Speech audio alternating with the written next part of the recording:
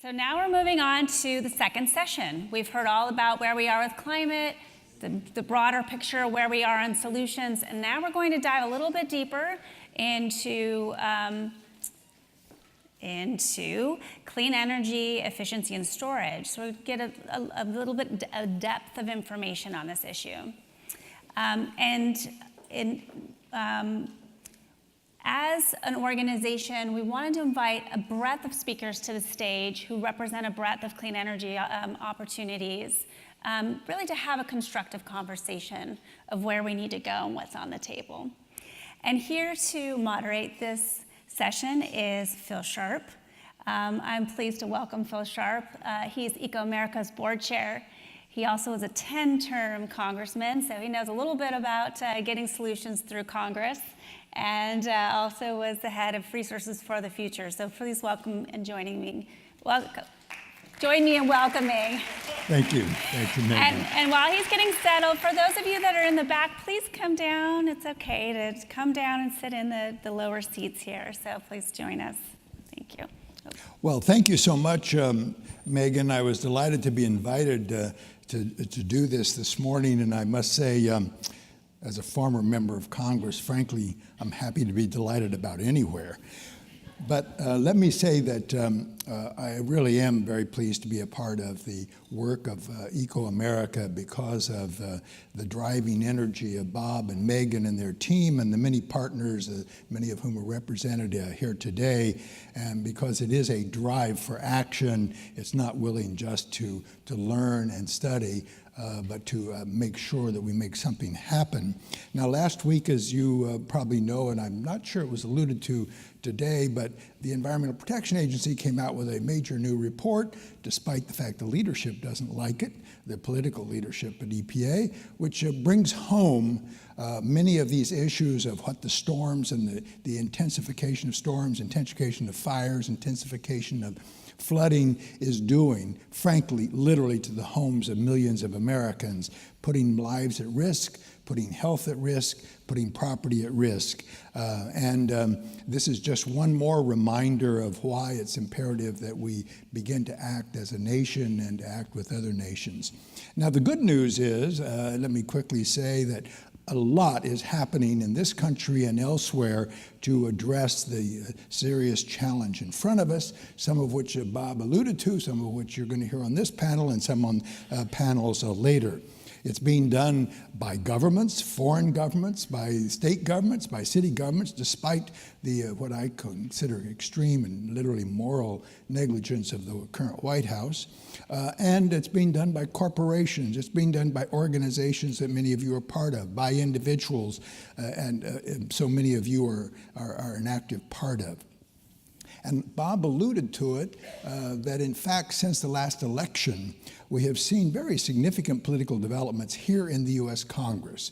He mentioned the Green New Deal, which is an effort to take seriously the urgency. It's really a set of aspirations. It's not yet a program or plan. But on the other side of the fence, he showed the picture of Senator Alexander from Tennessee, but he has come forth, he and several other Republican senators, first out of the shadows, acknowledging this is a serious problem. It's created by human beings contributing enormously to it, and we need to take action. And he's outlined a serious, significant increase in the way we do. He has control of or influence on the appropriations over research in this country to advance various technologies. And indeed, we're hearing others talk about a strategy that includes technological innovation, looking to see how the government can help advance in the private sector the development of technologies that can ultimately pay off. Now, this is very important, and I think we'll be talking about some of those possible actions here on this panel. I would just remind one cautionary note. I hope that this will not become another excuse for political inaction on anything in the near term, putting off till the far term some hope that technological advances will bail us out. But very importantly, technology is continuing to advance, and that's what our panel is going to be talking about. And we as consumers or as organization heads can take advantage of some of these technologies. Likewise, as citizens, all of us can, as we choose, exercise our First Amendment right to petition the government. And that means to push policies that will help advance this. But I hope as we think about government action to advance technologies, we keep in mind two broad considerations about this challenge that we are facing. One is, of course, it's a global challenge. And that has two aspects to it that I wanted to mention. One is the fact that elsewhere, people are taking action that actually pays off back here. The fact is that solar panels and the whole operation in solar came down in cost, in part because of policies adopted in Germany and Spain and in China itself. In addition to that, there are none of these countries that are claiming they're going to push hard on the electrification of their transportation systems. In other words, pushing electrical vehicles into their marketplaces. In addition to that, of course, technologies that are appropriate in African communities or Asian communities or American communities or European communities may be quite different.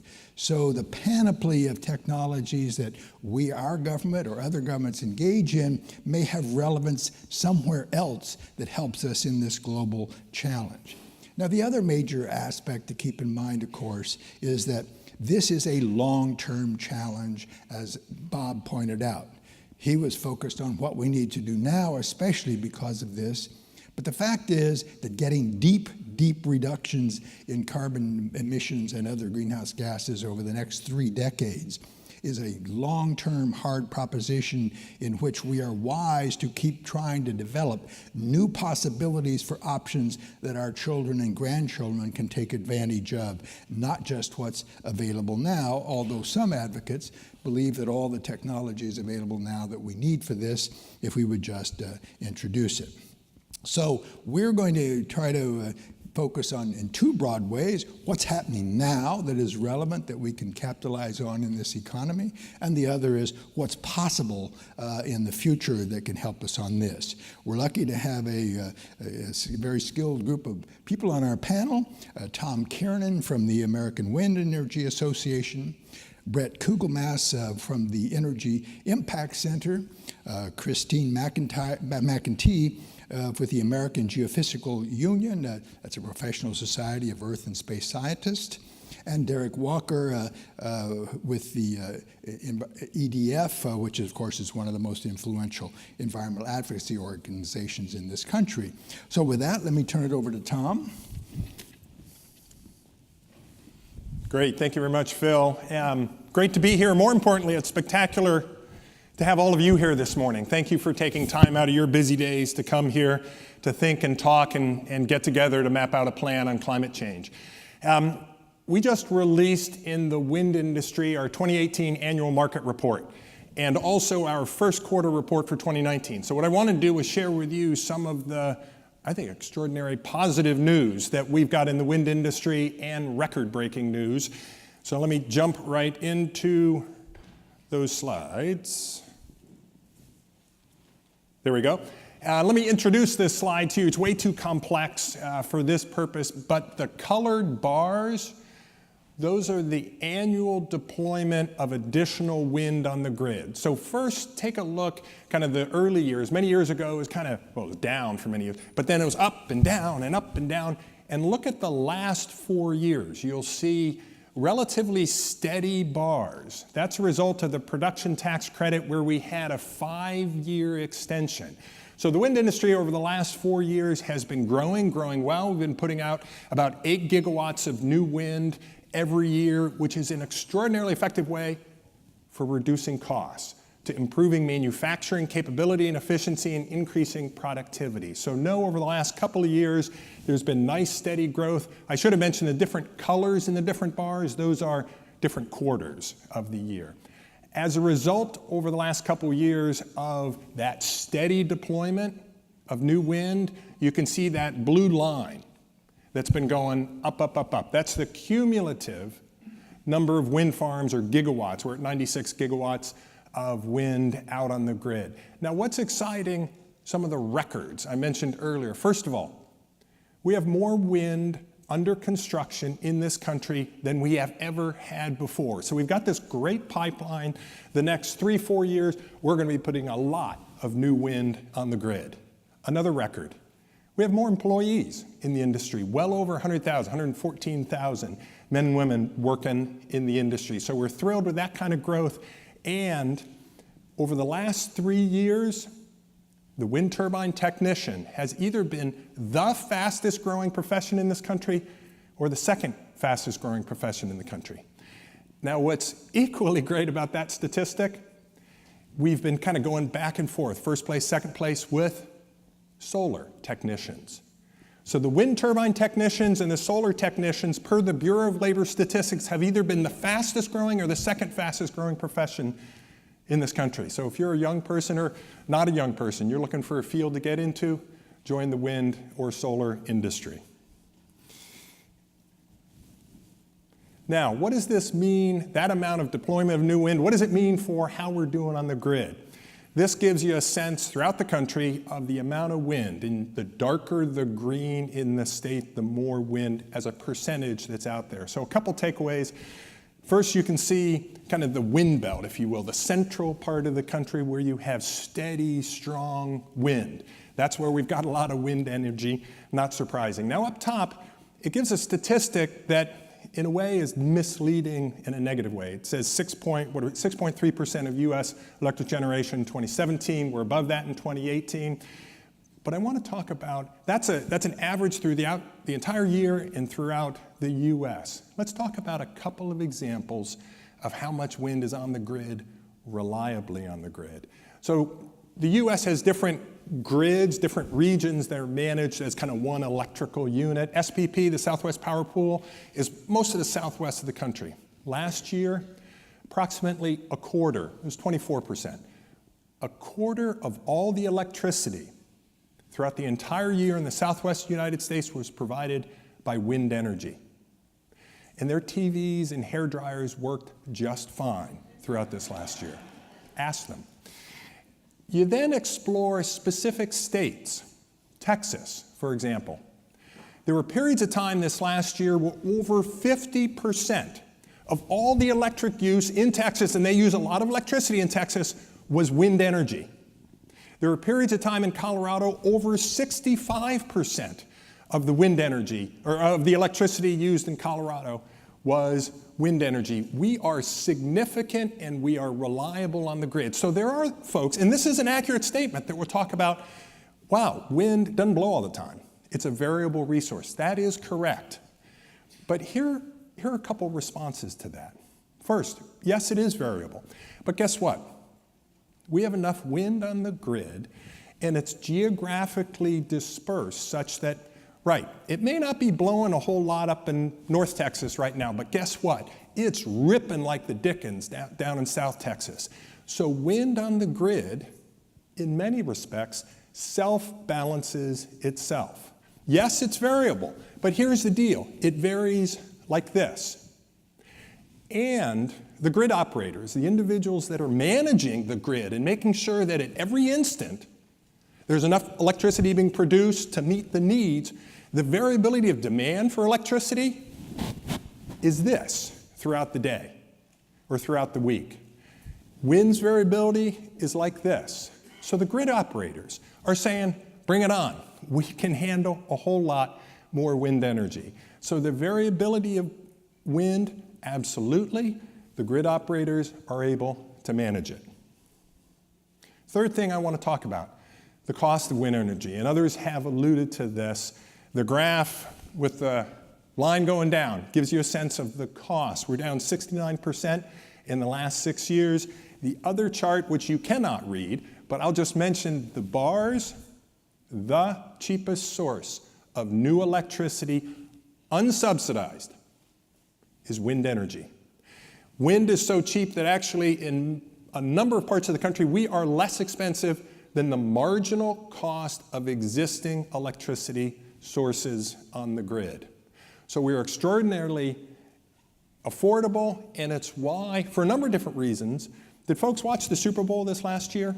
Super Bowl, you saw the ad, Budweiser ad, touting 100% of their electricity needs for brewing Budweiser beer throughout the country was provided by wind energy. And not only are they doing that, one, to be good corporate citizens, but guess what? It's doggone affordable, and they love talking about it because Americans want it. So we've got a great positive story. Let me just close with two thoughts. To keep this momentum going, we do need, and maybe we'll talk about this, more transmission.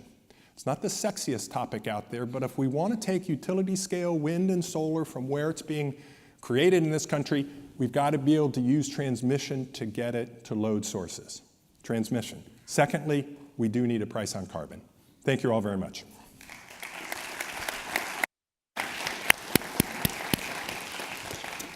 And now we'll hear from Bret Kugelmass.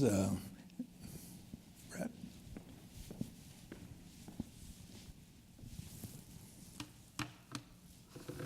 Firstly, thank you everyone for coming here to learn.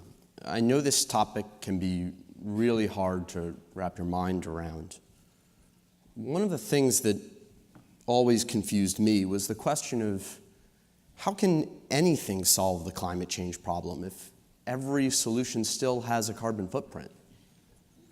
And everything does have a carbon footprint. Every product in the world that we make at scale foundationally requires chemicals and energy that come from fossil fuels. Solar panels, wind turbines, batteries, electric cars, you need fossil fuels to make them. So don't they all just still make the problem worse, just less fast? I was so troubled by this paradox that I left my life in Silicon Valley to move to DC to start a research center to explore this very question. If everything makes the problem worse, just at different rates, how can we ever fix the problem? How can we reverse climate change rather than just attempt to slow down the inevitable? Every system with a positive carbon footprint can at most replace a worse energy source, but they never actually subtract from the carbon damage that we've already done. If we combined every one of these solutions, renewables, efficiency, electric vehicles, and 100 more that we just learned about, the best we could ever do by definition is still just add a little bit of carbon every year, which means the best that we can do is still make the problem worse and worse every year. Here's an analogy. Let's say we're in a car and we want to go to Florida, but instead we're heading to Canada at 60 miles an hour. Even if we stop accelerating, the equivalent of eliminating all emissions globally in every sector, transportation, heat, electricity, agriculture, industry, the carbon that we've already put in the air means we're still going the wrong direction at 60 miles per hour. And all we're doing is preventing going the wrong direction at 61 miles an hour. The car doesn't actually get turned around until we remove the 1,000 gigatons of CO2 that we've put in the air over the last couple hundred years. And even then, we have to make up for all the miles lost.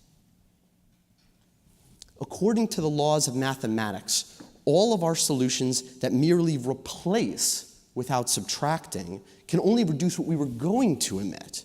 They don't remove what we've already emitted. And what we've already emitted is what's causing climate change.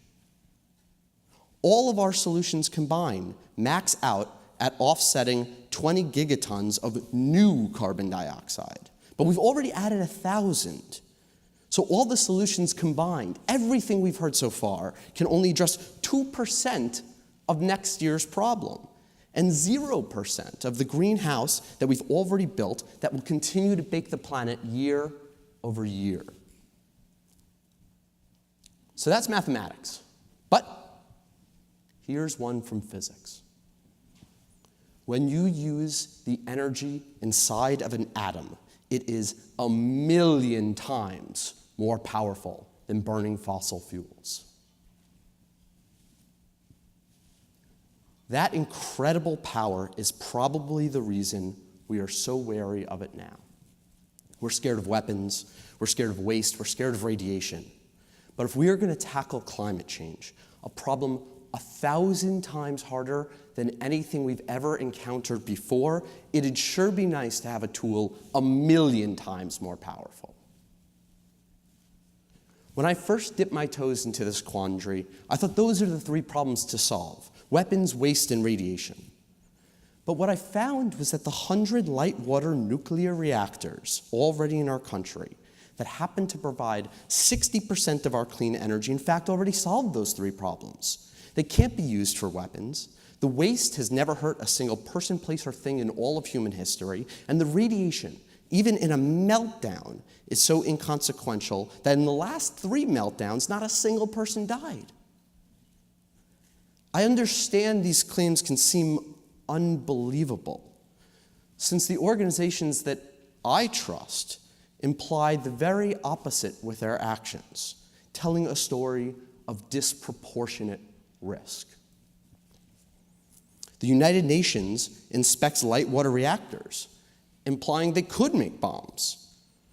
The government regulates waste for millions of years, implying that it's far more hazardous than other types of waste that we don't regulate at all. Medical standards bodies still declare that no matter how little radiation you receive, it is statistically life-threatening, even after they proved that wasn't true. Despite those implications coming from otherwise trustworthy institutions, through their actions they engender fear that paralyzes our ability to deploy this incredible tool. So anytime someone says, "I don't believe the experts about the severity of climate change," I actually now cut them a little bit of slack. They're not right, but I can respect questioning conventional wisdom.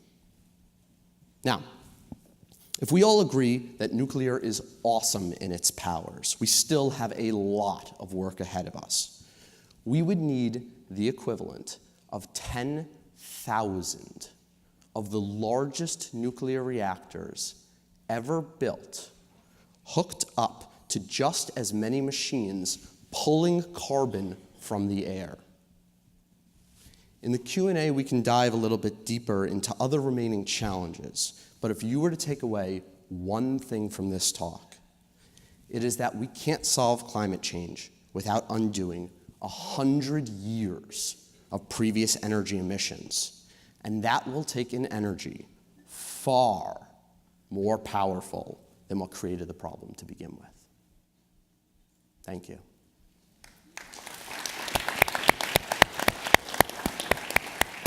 Now we're happy to hear from Christine McEntee.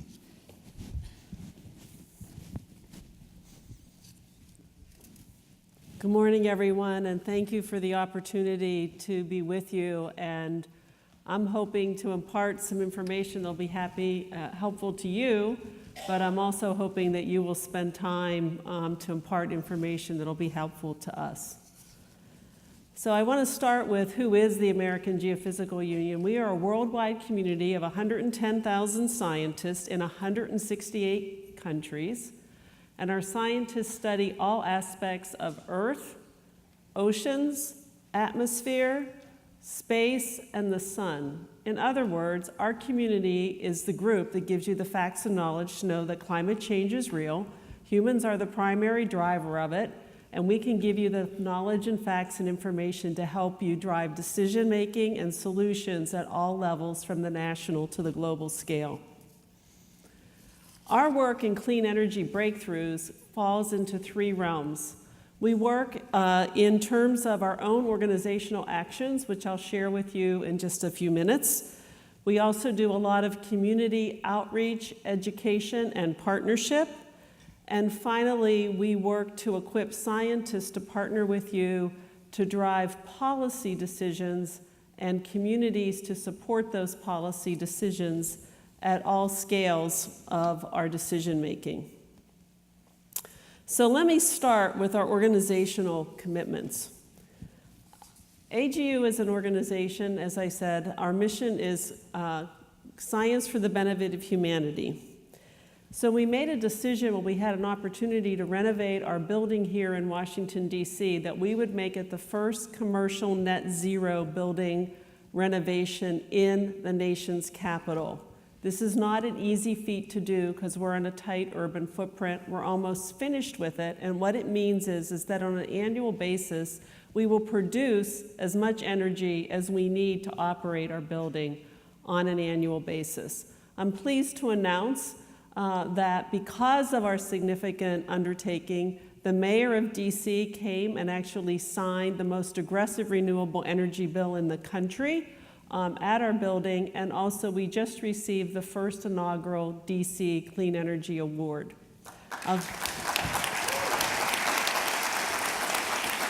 I also want to tell you, though, we focused on energy, but we also focused on reuse. And so we significantly reduced our overall carbon footprint in doing this renovation. We reused bricks, we reused the toilets, the sinks, the glass, and made terrazzo for our floor.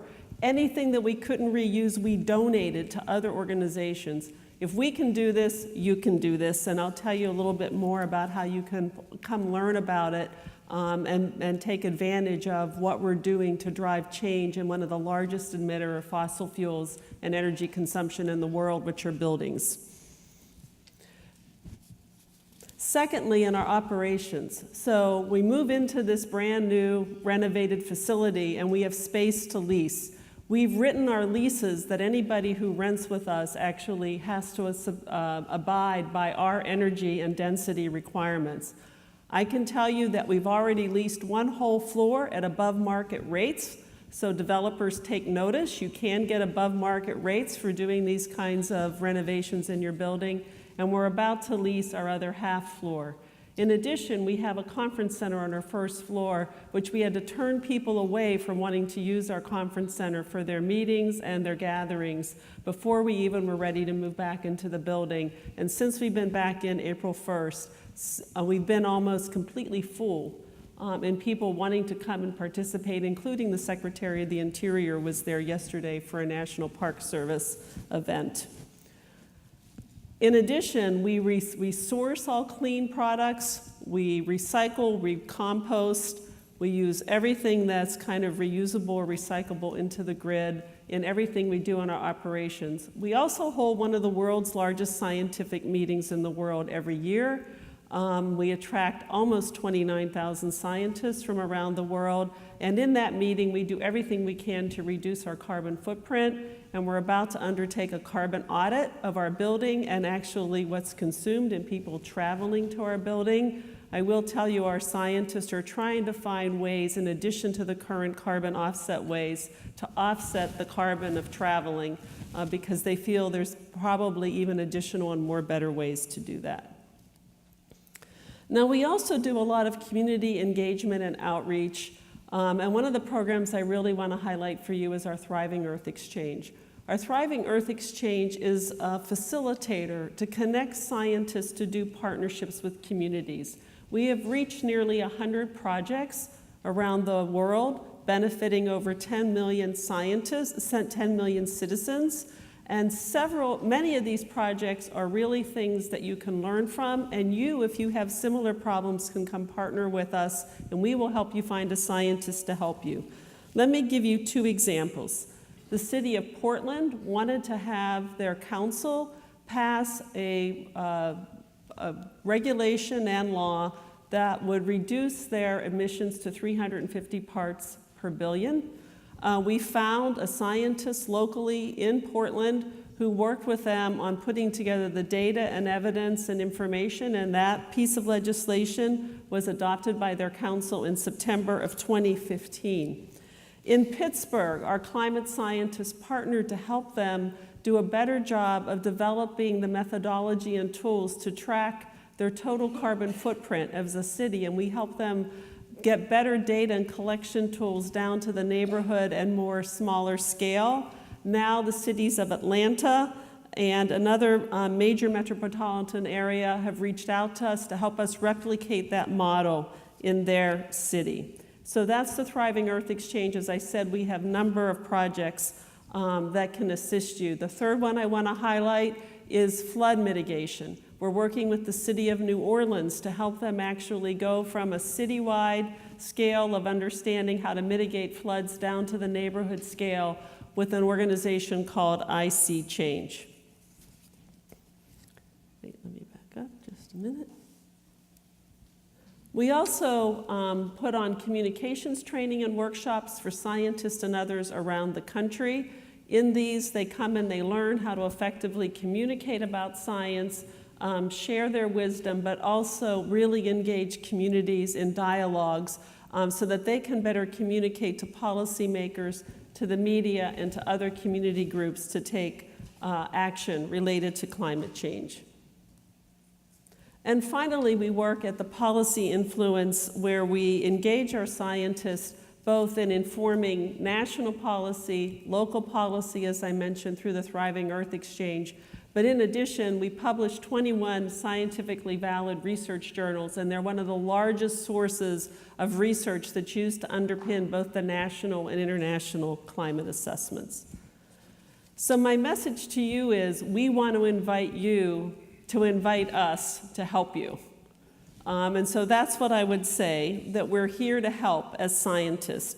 We can help in terms of assisting you with the knowledge, the facts, what we know about science communication to more effectively communicate at all scales, from the local to the global scale. We can offer you opportunities to reach out and help you find a scientist to take on your local solutions, whether it's from trying to convince your city, county, or state government to do something really impactful on the policy level, or whether it's to actually help you develop a monitoring and applied solution at your city, regional, or state level of scale.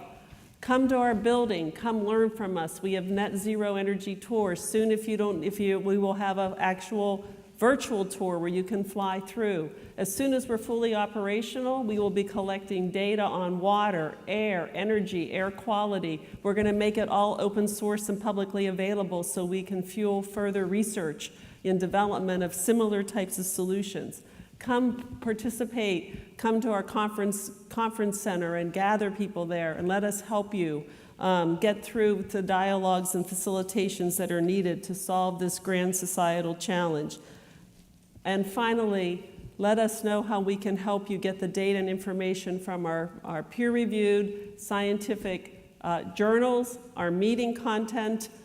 We make a lot of this available in a publication called eos.org. It's available to anybody. It's not closed to members. We highlight our research in there in easily understandable ways every day.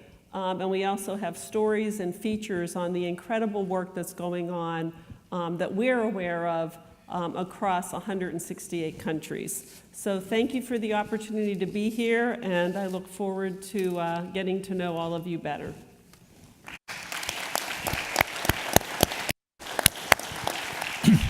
Thank you, Christine. We're now happy to hear from Derek.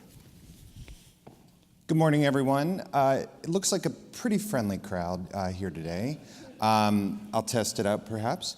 But environmentalists often get the reputation as a group of people who want to tell you to stop driving, or turn off your lights, or in some other way try to change your lifestyle. This has historically been a bit of an impediment.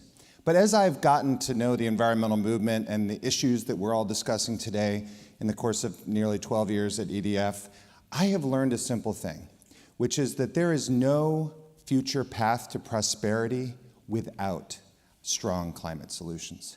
And you know what? I'm sure no one here is going to be surprised to hear me say that on this issue, elected leaders in this city are way behind everyone, every type of person and every type of institution. I'll just give some examples. So yesterday, CNN released a poll finding that #1 issue among Democratic likely presidential voters is climate change.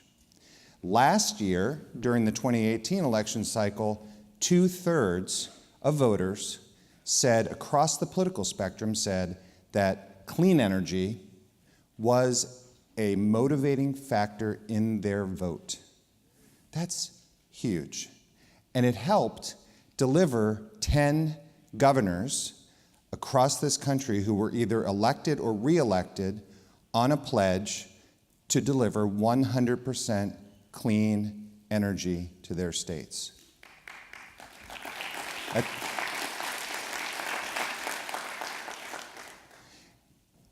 Looking at the city level, cities have been at the forefront of this push towards climate solutions for a very long time. And there are now dozens of major cities across the world that have committed to that important goal that Ken Kimmel mentioned earlier, which is net zero emissions by 2050. LA, New York, London, Tokyo, Sydney are just some of those cities that have committed to net zero emissions by 2050. So cities are playing major league ball on this. Then companies. Companies are not only taking climate seriously with respect to their internal operations, a lot of them are now setting an internal carbon price. They are leading, a lot of them are leading on disclosure of their climate risk and of their carbon footprint, but they are also committing as companies to be powered by 100% renewable energy. There's an organization or an initiative called RE100 that many of you may have heard of. 174 businesses have committed to 100% renewable energy as part of that initiative. And finally, there is a little bit going on the Hill. I'm not going to repeat what was said earlier, but I think it bears mentioning that last year, for the first time in over 10 years, there was a bipartisan bill to put a price on carbon. That bill was the first climate bill reintroduced this year. Secondly, I'll echo earlier comments by saying that members of the Republican Party are talking about innovation, which is, I guess, another way of saying breakthroughs, which I know is the theme that goes throughout this conference. I want to be clear about something. This is a really positive step. It will help pull technologies that we've been talking about today and we'll hear about later today into the marketplace, but it's not enough. No one policy, no 10 policies are going to be enough to really solve this problem at the scale that we need to solve it. So please, as you think about all the different solutions that you hear about today, let's remember we need a portfolio of solutions. I'll end by talking about two solutions that make me especially excited. One is a little bit out in outer space, and the other one is really close to the ground. I'll start with outer space. I'm not trying to compete with the preeminent NASA scientist who was here earlier. EDF is going to be launching a satellite in a few years. That satellite is designed to measure global emissions of methane from the oil and gas system across this world and other sources of methane. Why is that significant? Well, first of all, I don't know a lot of other environmental groups that are launching satellites. But why it's really important is not because of that. That's just kind of cool to say. But why it's really exciting is that methane has caused 25% of all of the climate change impacts that we're seeing today. Solving methane emissions across this world, across the country and across the world, is the biggest single thing we can do to quickly slow down the pace of warming. So we've talked a lot today about carbon. Carbon dioxide is incredibly important. I want to just put methane on the map. And with the satellite, we're going to be providing information for citizens, countries, and businesses across the world to take action. Secondly, and finally, Puerto Rico. Everyone knows the devastation that occurred last year with a hurricane. And everyone knows that that's not going to be the end. And everyone has also probably got a very vivid sense that if you live in a place like Puerto Rico, an island, not only an island, but one where there's extreme economic inequality, and vulnerability to climate change. This is not going to be the only time something like that happens. We need to not just cut pollution, but we need to make the island and its citizens safe and resilient in the future. That's why EDF is partnering with local government and organizations in Puerto Rico and the private sector to develop a microgrid system in rural Puerto Rico. Microgrids, in case any of you are unaware, are local renewable energy systems that provide clean power, but if there's a disaster where power is out, as it was for months in Puerto Rico, that system can be unplugged, essentially, from the main grid so that local areas, especially in rural areas, can have access to critical services. So it's not only good for safety and reliability, it's good for energy access. We're working on that and making a lot of progress. So it's thrilling to be here with you all today, and I look forward to the discussion. Thank you.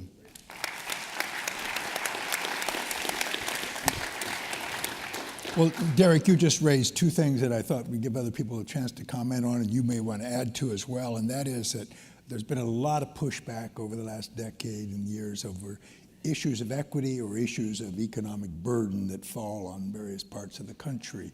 And that has been a very negative pushback. You talked about if we're going to have prosperity, we need climate. You talked about what you folks are doing in Puerto Rico. And I just wanted to bring out a little bit more about the positive side, and Tom, you had some of that as well, of what this can mean in a positive economic way, and anything you folks are involved in that relate to a fairer equity of the not just the burden, but actually the change in society.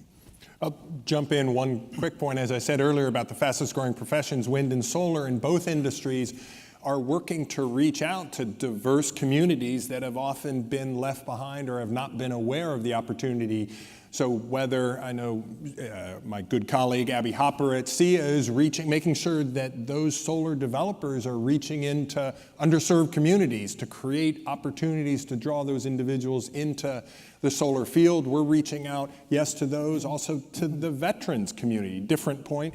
We're also reaching out to those communities that have historically been legacy coal, whether it's miners or coal plants nearby, to draw those people in so that they can see the upside economic job opportunity of clean energy and not leave those individuals and communities behind. So I would say in our Thriving Earth Exchange, one of the growing increase in number of requests to work with scientists is coming from what you would consider economically disadvantaged or environmentally unjust communities, or that's the frame that they're coming from. And so we have a partnership with an organization that represents them, and they're actively involved with us in helping those partnerships. And it ranges from Native American tribes to places that have really been economically disadvantaged in areas like Denver, outside of Denver. And so we're open to working with all of them. They've also been scientifically deprived and have a distrust of science. And so one of the things that really helps is trying to find a way to come from their frame, and we carefully select the scientists who can work with those kinds of communities so they're coming in and coming through their frame of what will help them rather than what we think the solution should be. We do that with all communities, but there's a particular sensitivity in these particular areas. You know, I think something that doesn't get brought up enough is air pollution. Air pollution, I mean, kills millions and millions across the globe every year. It might be, you know, in some regards, just as big a problem as climate change. And it also disproportionately affects the poor. So I think the faster that we can replace the dirty energy sources with new energy sources, the faster we'll be helping these disadvantaged communities, yeah.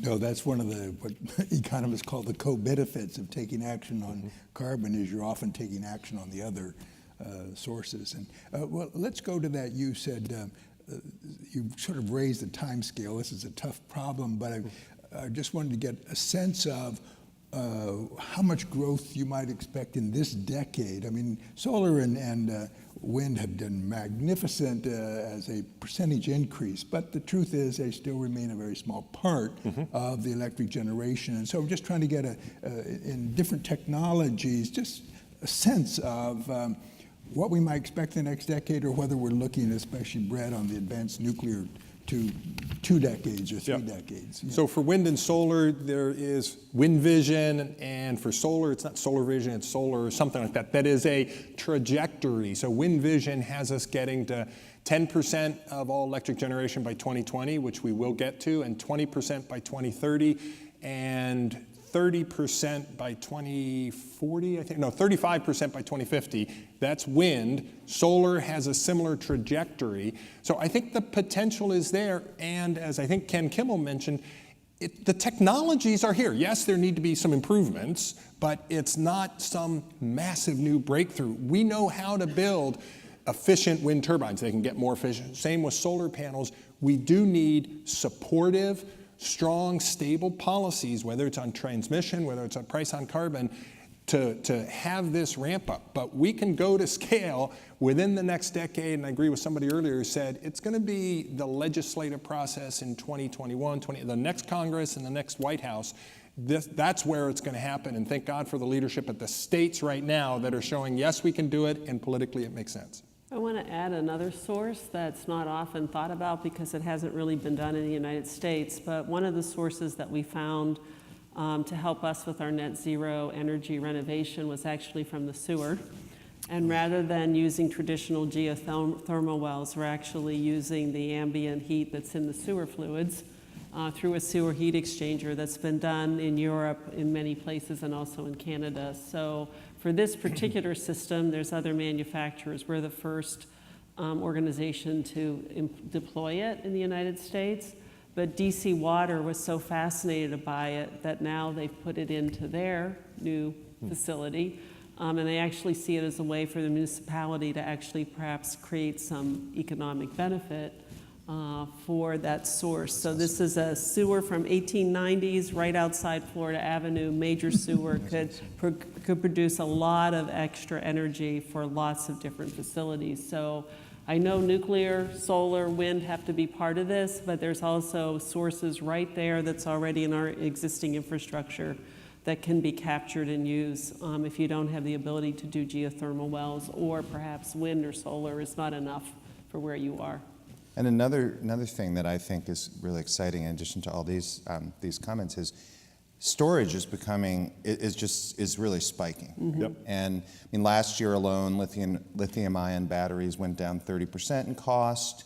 There are projections that storage is going to increase by 13 times in the next 5 years what it currently is. And you have utilities now, as a matter of course, are installing big battery packs in their power plants, including solar power plants. And so Arizona, which is a state that is really an interesting political bellwether, because you have a lot of issues at play there. But the Republican leaders in that state have actually approved a storage solution that doubles the amount of storage. That's 2 times more than the storage in the entire country, right? And so I think storage. It's short-term storage for now. We need to do a lot of advanced storage research and development, so we're not in any way ready to take a victory lap on that, but I think storage is a critical piece as well. Absolutely, and I can just say, and you're seeing projects now out there where it's a wind farm with storage or a solar farm with storage right there. There's also in the Northwest a project with wind and solar and storage providing firm electricity at low cost and no carbon. To, I think it's Portland Gas and Electric. Right. I don't know, this question of timeline, people talk about what we can prevent by the end of the century. I mean, we're looking at hundreds of millions of people being displaced in the next couple decades. Hundreds of millions of people from drought, from civil conflict. And we only have a couple decades to solve this problem. And then the fundamental issue is we're not going to throw away the tens of trillions of dollars of cars and factories that we've already built and that we're paying off for the next 40 years. We're not going to throw all that away and build new stuff in the next 20 years. So unless we figure out a way to remove carbon from the air, which was what my talk was about, remove carbon from the air using existing infrastructure, this is never going to happen in 20 years. And the only way to do that is to make carbon negative fuels, is actually to make the thing that we hate so much, the gasoline. We have to make that from the air, instead of from the ground. And I claim that the only way to do that in the quantities that we need to remove those 1,000 gigatons of CO2 that we put in the air for 100 years is using something 1,000,000 times as powerful. So we need to be deploying nuclear at a scale that you've never even imagined within just the next 10 years to address this problem. Bret, I think, I hear a number of advocates that are focused on trying to use what we call more advanced nuclear technology that are generally more efficient, safer, have more safety features. And the question kind of is how soon might those technologies actually be available in the marketplace? My impression is there's a lot of R&D, and by the way, the Congress passed by voice vote, no conflict at all, stepping up some of the energy research on these advanced technologies. Yeah, I mean, listen, some of the technologies that I'm seeing coming down the pipeline look amazing, but they are far down the pipeline. We've gotten away from the conversation of what we already built in the 70s. The nuclear reactors that we built back then, I mean, they're amazing. And they're the cheapest source of energy that we've got. So, I would start by focusing on how do we take what we already built and using modern construction technology to just build it cheaper and faster, and in a period of far lower interest rates, than focusing too much on the advanced technology coming down the pipeline. Once you've got a thriving nuclear industry, those advanced technologies will come out of the R&D budgets of these giant companies that are yet to come. But we need to start deploying the technology that we already have immediately. Well, one of the, we didn't have a speaker directly focused on energy efficiency, which is one of the topics that we have, and I just wonder if anybody wants to address it. A lot of people are aware that Amory Lovins, who back in my day in Congress was one of the big advocates back in the 1970s for more efficiency, is again at it, always has been at it, and he's making the claim that we have enormous potential for adopting, whether as individuals, organizations, as a country, to significantly reduce our need for energy. I don't know, Derek, you want to... Well, I mean, the good news is that energy efficiency is actually cheaper than any of this stuff, because that's the cheapest form of energy, the energy you don't need. And I think the other good news is that the public awareness and corporate awareness of what those energy efficiency opportunities are has also increased dramatically in the last decade or so as attention has increasingly been paid. But there's still a lot of low-hanging fruit out there, and maybe hanging a little bit higher, but still pretty low, that hasn't been harvested yet in the energy efficiency space, especially on the industrial side. And I think it's really critical that we have, that we don't take our eye off that ball, and the fact that the current administration has done so much to criticize the importance of energy efficiency and renewable energy research and development is one of the many failures. But I just want to say, as we're talking about all these technologies, it's really important that we look at technology within the framework of an overall commitment to net zero emissions. Because if we have a price and a limit on pollution, then the ways that we get there, the cheapest and fastest, are going to rise to the top. And so I think it's really important to remember the policy framework that will help for energy efficiency, it'll help for zero carbon energy, it'll help for carbon removal. So at the urban scale, we could have not gotten to our energy model and what we've done in our building if we didn't first reduce our demand. And so the experts who came in, I'm not one of them, the first thing they did was look at what are we using in energy and how do we get it as far as possible. And then they looked at where can we get natural sources, which led them to the sewer, because we couldn't do geothermal wells because we're in this very tight urban footprint, and we had to get as small as we could because we only had so much space for the final PV array. And so the energy efficiency, but getting it down. So the other thing that's going to happen is our PV array is going to do direct DC to our lights and our workstations. So you even prevent a little bit of that energy from going from DC to AC and then back. And so you're absolutely right. We've got to get usage down. There's lots of different ways to do it. And at the local or kind of in an urban scale, we've got to figure out how to do that, because we don't yet have all the technologies that are soaring at the efficiency that they can produce to allow us to rely on them solely. Well, we're literally out of time, and I just wanted to indicate we often hear in these conversations, as we already have, about the American moonshot when we went to the moon, that's the kind of drive we need to do. Now, there's a fundamental difference between that and the challenge we face on climate. Most of us could only watch on television with what was happening on going to the moon. We could not be participants in that because we were not high-end scientists and engineers and courageous astronauts. Very limited number. But this issue is one, as Frank Loy, one of my mentors in life, has pointed out over and over, and what Bob mentioned today, is something all of us participate in. We all add to the problem. We can all help solve the problem, whether it's as an individual consumer, as an activist in the political arena, or whether it's as an educator or a preacher, or whether it's a head of an organization or a leader of a business in this country. And each of us can do something.